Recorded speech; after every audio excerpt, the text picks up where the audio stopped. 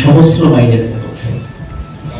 তো আমরা এভাবে বিশ্বাস করি যে আমরা যদি নিজেরা এভাবে ক্রমান্বয়ে সামনের দিকে পদক্ষেপ নিয়ে এগিয়ে যেতে পারি, আমাদের সম্মিলিত পদক্ষেপের মধ্য দিয়ে লক্ষ্মীপুর জেলাকে আমরা একটি অসাধারণ সমৃদ্ধিশালী নগরে আমরা পরিণত করতে পারি। আমি আপনাদের আবারও ধন্যবাদ জানাচ্ছি।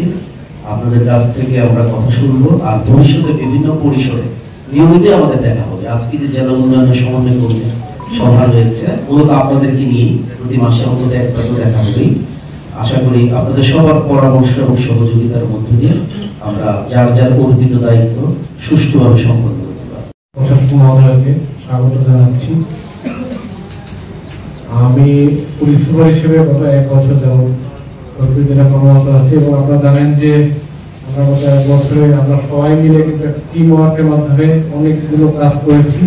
বিশেষ করে আইন শৃঙ্খলা পরিস্থিতি নিয়ন্ত্রণে রাখার জন্য আমরা কিন্তু সবাই মিলে একযোগে কাজ করেছি বলেই কিন্তু লক্ষ্মীপুর জেলার আইন শৃঙ্খলা পরিস্থিতি নিয়ন্ত্রণে রয়েছে। বিশেষ করে বৈষম্য বিরোধী ছাত্র আন্দোলনের সময় আমাদের ভূমিকা কিন্তু কোনোভাবে বিতর্কিত হতে পারে নাই। সকলের সহযোগিতার মাধ্যমে কিন্তু এটা সম্ভব হয়েছে। আমি মনে করি যে আমরা ভবিষ্যতে যে দিনগুলো আছে সেই দিনগুলোতেও আমরা একসাথে একইভাবে কাজ করে যেতে পারবো, যেহেতু আমাদের সকলের লক্ষ্য একটাই, জনসেবা। আমরা যার যার অবস্থান থেকে, যার যার অফিস থেকে, যার যার মতামত বা যার যার কর্মকাণ্ড সেটা চালিয়ে যেটা আমরা করি, আলটিমেট গোলটা হলো জনসেবা করা। এই জন্য আমরা যখন একসাথে কাজ করি সকলের জনগণ উপকৃত হয় এবং তাদের যে সেবাটা আমরা খুব ভালোভাবে দিতে পারি। আমি আগামী দিনের ভালো শুভকামনা থাকলো আমাদের নওগাঁ জেলা প্রশাসক মহোদয়ের প্রতি।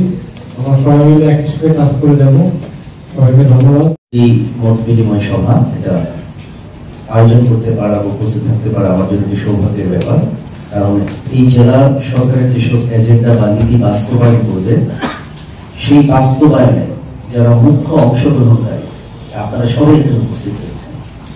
আমরা যদি সবাই ঐক্যবদ্ধ টিম হিসেবে কাজ করতে পারি, আমার ধারণা আমরা আমাদের লক্ষ্যে পৌঁছতে পারবো। এটা অসাধারণ ব্যাপার হবে। তো 2-3টি বিষয় আমি সামান্য দৃষ্টি আকর্ষণ করতে চাই আপনাদের। আমি এসেছি প্রায় 72 ঘন্টা হয়েছে এই জেলায়।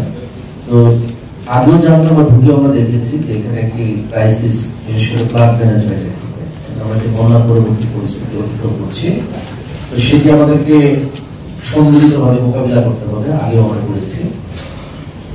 নতুন ভাবে যেন কোনো আশঙ্কা দেখা দিলে আমরা বিপদগ্রস্ত না হই, এই জেলার অধিবাসীরা যেন বিপদে না পড়ে। তারপর দুটো অবকাঠামোগত বিষয়ে আপনাদের দৃষ্টি আকর্ষণ করতে চাই। আমার ধারণা আপনারা আরো বেশি অভিজ্ঞ। গতকাল আমাদের একজন মাননীয় বিচারপতি এসেছেন, আজকে আছেন, তিনিও সে বিষয়ে আমাদের দৃষ্টি আকর্ষণ করেছেন। রাস্তাঘাটের অবস্থা কিন্তু ভয়াবহ। বিশেষ করে এখানে এক্সেল সাহেব আছেন রোড হাইওয়ে। আমরা একটু আলাদাভাবে কথা বলবো বিষয়।